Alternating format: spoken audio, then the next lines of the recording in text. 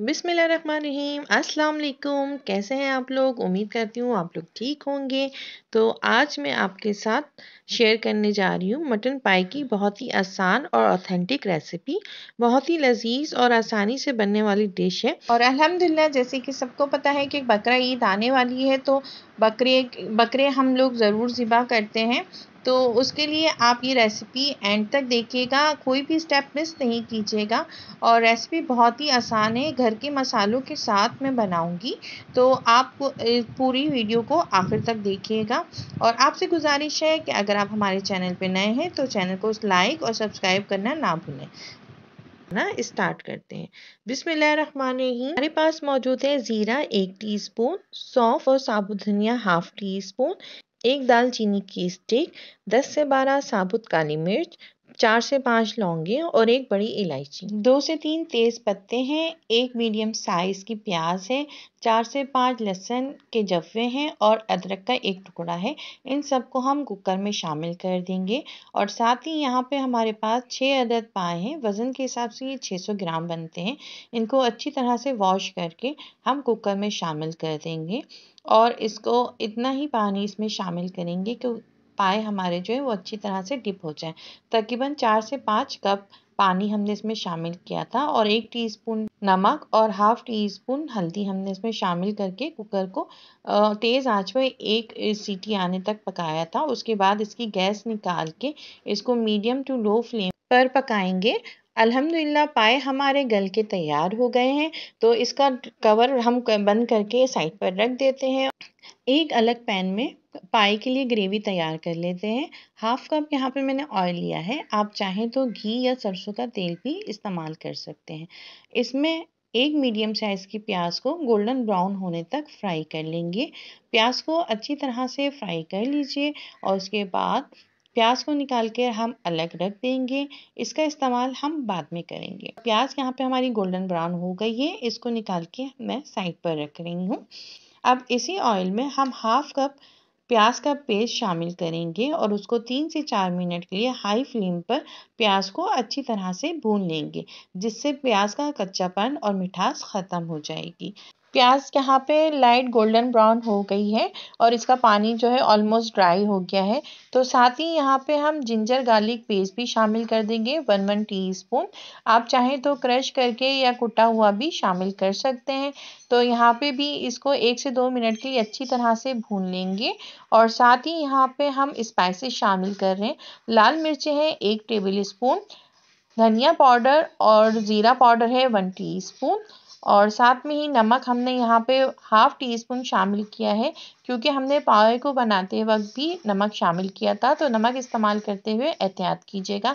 हल्दी यहाँ पे 1/2 टीस्पून हम शामिल कर रहे हैं।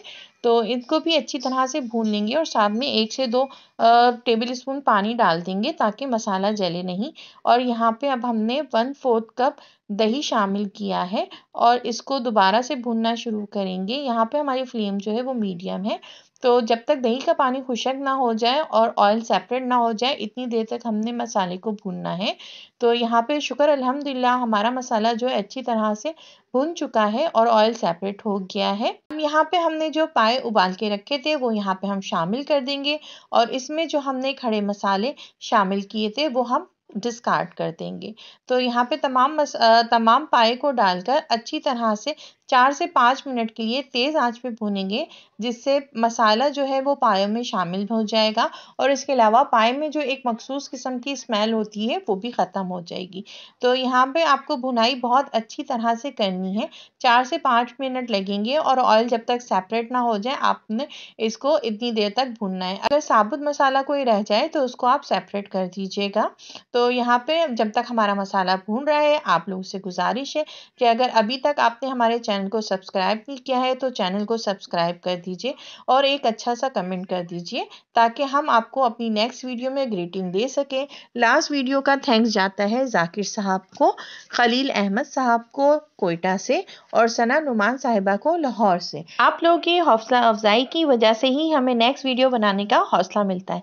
मैं यहाँ पे आप लोगों से माजरत चाहती हूँ कि मेरे पास यहाँ से क्लिप मिस हो गया था। भुने हुए पाए के अंदर अब हमने यखनी को शामिल कर दिया है, मगर यखनी चटनी को आप ज़रूर छान कर ही डालिएगा, ताकि अगर कोई हड्डी का चूरा या फिर साबुत गरम मसाले जो रह गए उनको हम डिस्कार्ड कर सकें। और साथ में ही 1 कप पानी मैं इसमें शामिल कर रही हूँ और इसको 10 से 12 मिनट के लो फ्लेम पे कवर करके पकाएंगे, ताकि जितनी अच्छी तरह यखनी ग्रेवी के साथ पकेगी, ग्रेवी में पाए का इतना ही ज़बरदस्त सा टेस्ट आएगा। शुक्र अल्हम्दुलिल्लाह पाए हमारे तैयार हो चुके हैं। आखिर में जो फ्राई की हुई प्याज हमने रखी थी वो हम यहाँ पे आधी शामिल कर देंगे, और आधी बची हुई प्याज वो मैं आपको आगे चल के बताऊंगी कि हमने कहाँ पे यूज़ करनी है, और इससे बहुत ही टेम्पटिंग और ज़बरदस्त सा टेस्ट आता है। साथ ही हरी मिर्चें, हरा धनिया और हाफ टी स्पून गरम मसाला पाउडर शामिल करके कवर करके 5 से 7 मिनट के लिए इसी तरह छोड़ दीजिए। उसके बाद ही सर्व कीजिएगा, ताकि लास्ट में शामिल की हुई चीज़ों का फ्लेवर पाए में अच्छी तरह शामिल हो जाए। अल्हम्दुलिल्लाह पाए देखने में जितने मज़ेदार लग रहे हैं, खाने में इतने ही टेस्टी हैं। इस मेथड से आप मटन पाए ज़रूर ट्राई कीजिएगा। बीफ के पाए की रेसिपी भी आपको मेरे चैनल में और डिस्क्रिप्शन बॉक्स में मिल जाएगी। तंदूरी नान के साथ इसका लुत्फ़ दुबाला हो जाता है। बाकी बची हुई प्याज, नींबू और हरी मिर्चें ऊपर से आप छिड़क के खाएं, बहुत ही टेम्पटिंग मज़ा देती है। और आप लोगों से गुजारिश है, अगर आप मेरे चैनल पे पहली दफ़ा आए हैं, चैनल को सब्सक्राइब ज़रूर कीजिएगा। वीडियो देखने का बहुत बहुत शुक्रिया। अपना बहुत ख्याल रखिए।